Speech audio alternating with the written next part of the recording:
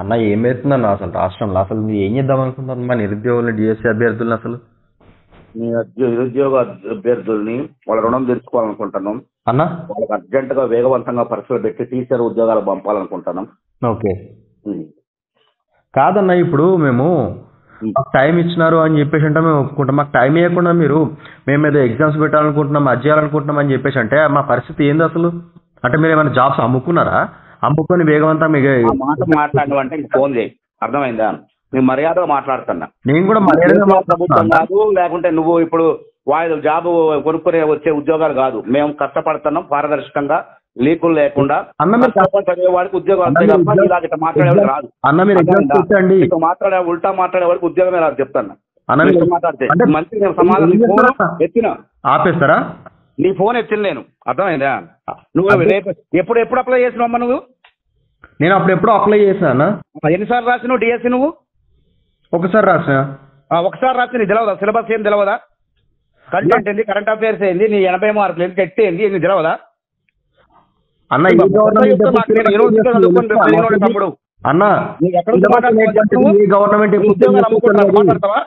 ఏదో రాజకీయ నాయకుడు మాట్లాడినట్టు మాట్లాడుతున్నావు నువ్వు. ఇప్పుడు నిరుద్యోగం నువ్వు. అవునన్నా, నేను కాదు, నెంబర్ చెక్ ఫోన్ నెంబర్ అంటే నీకు కష్టపడి 2 ఏళ్ల క్రితం నోటిఫికేషన్ తప్ప నీకు అన్న ఏం మాట్లాడుతున్నావు అసలు నువ్వు?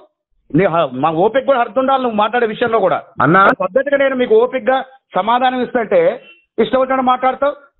నేను అడిగిన ఒక మాట అంతే. ఏమన్నావు నువ్వు? తప్పు మాట్లాడు. సరే, తప్పు అయితే సారీ ఒప్పుకున్నా. ఓకే సారీ మాట్లాడి ఇప్పుడు చెప్పండి నాకు. మీరు అన్నట్టుగానే చెప్తా అన్న. ఎప్పటి నుంచో నడిపిస్తున్నారు, ఎప్పటి నుంచో నడుస్తుంది అని చెప్పేసి అంటున్నారు అన్న. మేము ఇప్పుడు డిఎస్సి రాసేదే ఒక జాబ్ కోసం. మేము ఎంతసేపు 24 గంటలు బుక్స్ పట్టుకొని కూర్చోలేం కదా. మాకు కూడా ఫ్యామిలీ ఉంటుంది, మేము కుటుంబాన్ని నడిపించుకోవాలి అంటే పని చేసుకోవాలా వద్దా? మాకేముంటుంది? వద్దంటలేదు, నేను కాదంటలేదు. కానీ నేను ఒక చిన్న ఎగ్జాంపుల్ చెప్తా వినండి. ఇప్పుడు మీరు రాజకీయాలు చేస్తున్నారు, ఎమ్మెల్సీ కావాలి, ఎమ్మెల్యే కావాలి. ఎమ్మెల్సీ నాకేమొచ్చిందా? నేను 10 ఏళ్ళు కొట్లాడినా, 40 కేసులు అయినా నా మీద. వచ్చిందా చెప్పు? నన్ను లేదు వచ్చిన నా జీవితం ఆగమై వచ్చిన అయినా ఆగమైంది అనుకున్నా. చెప్పు, కష్టపడాలా, చదవాలా, చదివేవాడు రాజకీయం చేసేవాడు ప్రజలకు ఉపయోగపడాలనే కదా మేము చేసేది. కానీ నన్ను ఒక్క నిమిషం మాట్లాడిస్తారా? నువ్వే మాట్లాడుతున్నావు. నువ్వు అడ్డదిడ్డంగా మాట్లాడకు, కరెక్ట్ మాట్లాడు. ఇదేందో టైం వేస్ట్ చేయకు. నేను టైం వేస్ట్ చేస్తలేనన్నా, నన్ను ఒక నిమిషం మాట్లాడివ్వండి. ఎలక్షన్ నోటిఫికేషన్ వచ్చినాక, ఎలక్షన్ నోటిఫికేషన్ రాగానే వారం రోజుల్లో పెట్టేస్తారు ఎలక్షన్స్. ఎలక్షన్ నోటిఫికేషన్ ఎమ్మెల్యే కానీ ఎంపీ కానీ ఏదైనా ఎలక్షన్ నోటిఫికేషన్ వచ్చిన తర్వాత ఎన్ని రోజులు గ్యాప్ ఇస్తుంది ఎలక్షన్ కమిషన్ మీకు? నువ్వు దానికి దీనికి బోడగుండుకి మోకాలకి ముడేయకు. ఎందుకు పెట్టావు?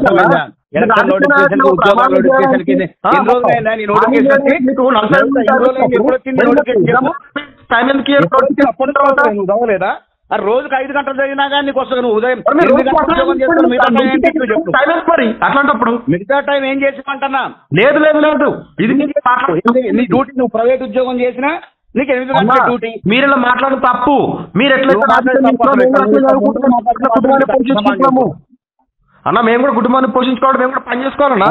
8 గంటలు పని చేస్తావు, కనీసం 3 గంటలు చదువుకో. 2 ఏళ్ల నుంచి నువ్వు సరే అన్న చదివినా, ఎంత చదివినా కనీసం రివిజన్ కన్నా 40 పెట్టే టైం. ఇప్పుడు నీ చెప్పేది నీ వయసు అంతా నా 32 అన్న. 32 ఇంకా 40 ఏళ్ళ వరకు ఉంది. ఇంకొక డిఎస్సి వెంటనే వస్తుంది.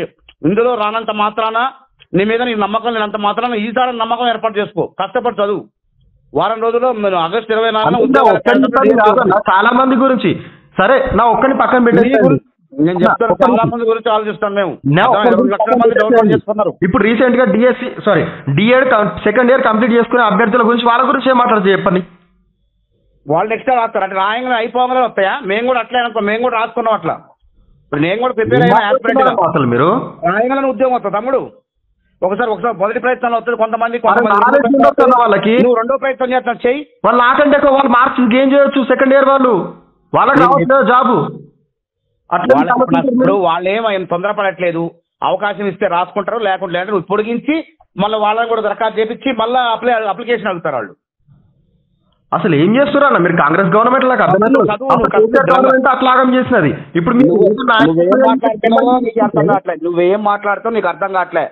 కొత్త వాళ్ళు అప్లై చేస్తారంట, ఎగ్జామ్ పొడిగిస్తే మళ్ళీ వాళ్ళు దరఖాస్తులు అడుగుతారు. ఇప్పుడు అన్న ఎగ్జామ్ జరగాలని ఉద్దేశం లేదు. నువ్వేమన్నా టీఆర్ఎస్ చూడవా, బీఆర్ఎస్ చూడవా, లేదంటే కోచింగ్ సెంటర్ చూడవా నువ్వు? అన్నా నాకు ఏ పార్టీ సంబంధం లేదు, ఏ కోచింగ్ సెంటర్ లేదు, మీరు మాట్లాడకండి. ఏ పార్టీ వాడు కూడా లేడు. నువ్వు అంత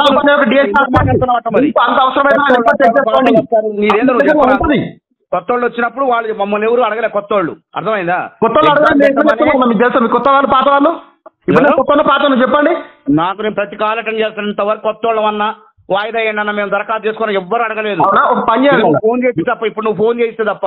అన్న ఒక పని చేయండి, మీరు గవర్నమెంట్ నుంచి ఇప్పుడు మీకు ఇప్పుడు డిఎస్సికి అప్లికేషన్స్ వచ్చినాయి కదా, ఆ వచ్చిన అప్లికేషన్స్ నుంచి ఓన్లీ అప్లికేషన్కి సంబంధించిన మొబైల్ నెంబర్స్ మాత్రమే ఓటింగ్ పెట్టండి. ఎంతమంది పోస్ట్ పోన్ కావాలంటే ఎంతమంది పోస్ట్ పోన్ అవసరం లేదని చెప్పేసి పోస్ట్ పోన్ చేయాలనే వాళ్ళు ఉన్నారు, వద్దనే వాళ్ళు ఉన్నారు. కానీ ఇక్కడ అది కాదు. నీ సుఖమే చూసుకుంటావు. గవర్నమెంట్ స్కూల్ చదివే ప్రభుత్వ పాఠశాల పిల్లల గురించి ఆలోచించావు నువ్వు. సరే మరి మీకు మరీ అంత చిత్తశుద్ధి ఉన్నప్పుడు మొత్తం పోస్టులు వేసేయండి ఒకటి సార్. ఇప్పుడే మొత్తం పోస్టులు ఎట్టేస్తాం, మిగతా వాళ్ళకి ఉద్యోగాలు వద్దా? రేపటి తరానికి అవసరం లేదా? రేపటి తరానికి అంటే నీ స్వార్థమేనా? అంటే నీకే ఉద్యోగం రావాలా? నీకు నమ్మకం లేదు. మెజార్టీ ఉన్నప్పుడు మెజార్టీ మార్క్స్ తీసుకున్నప్పుడు మాకే వస్తుంది కదా జాబ్. 2 ఏళ్ళ నుంచి రాస్తాను, 2 ఏళ్ళు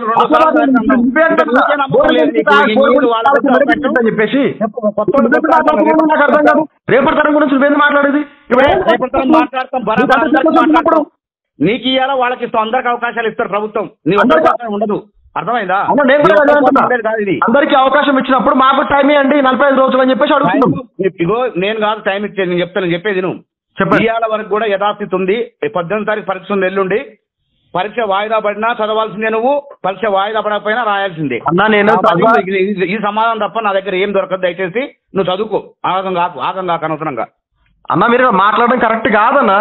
నువ్వు మాట్లాడేది అసలు కరెక్ట్ కాదు. నీతో ఇంతసేపు ఆన్సర్ ఇవ్వడం కూడా కరెక్ట్ కాదు. నాకు 7 నిమిషాలు మాట్లాడు. నీతో నువ్వు రాజకీయాలు మాట్లాడుతున్నావు. నేను రాజకీయం మాట్లాడుతున్నావు, ఉన్నదన్నట్టు అడుగుతున్నా. నేను నువ్వు ఉన్నదన్నట్టు అడిగేవాడు. అభ్యర్థి అయితే మంచిగా మాట్లాడతావు. ఉద్యోగాలు అమ్ముకున్నారు, అది నువ్వు చూసినవా చెప్పు. అన్న మీరు చూసినా మా ఇంకా పార్టీలు ఏమైనా ఉన్నాయో మీరు మాట్లాడుతున్నారు కదా. టీఆర్ఎస్ బీజేపీ వాడవ వీడవా అని చెప్పేసి. మీ వెనక కాదు, వాళ్ళు వచ్చి చేరిందంటున్నావు. మీ వెనక లేరు. మరి మీ డిమాండ్ లో వచ్చి వాళ్ళు చేరిందంటున్నా. వాళ్ళు ఎవరో చేరితే మాకేం సంబంధం అన్న? మేము రమ్మని చెప్పేసి మిమ్మల్ని ఏమంటే కదా నేను వాళ్ళని తిడుతున్నా. మిమ్మల్ని ఏమంటున్నాం? నిరుద్యోగులు మాకు కావాలి, వాళ్ళు రుణం తీర్చుకుంటాం, తొందరగా ఉద్యోగాలు పెడతాం, క్యాలెండర్ ఇస్తాం అని చెప్తున్నాం. సరే అన్న మీరు జాబ్ క్యాలెండర్ ఇస్తా అని చెప్పేసి అంటున్నారు. మరి జాబ్ క్యాలెండర్ ఇచ్చిన తర్వాత డిఎస్సీ ఎందుకు పెట్టలేరు? అంటే జాబ్ క్యాలెండర్ ఇచ్చిన తర్వాత డిఎస్సీ ఎందుకు పెట్టలేరు మీరు? మరి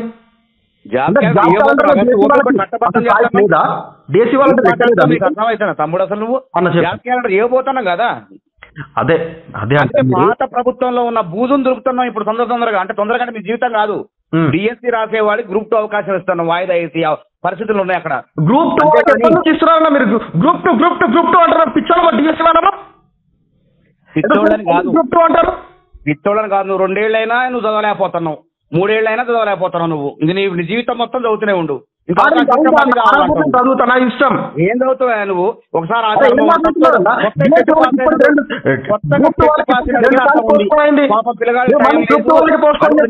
ఆల్రెడీ చదువులోడు, ఎగ్జామ్ రాసినోడు, అన్ని తెలుసు, నీ కంటెంట్ తెలుసు, అన్ని తెలిసినోడు నువ్వు అడుగుతున్నావు. మళ్ళా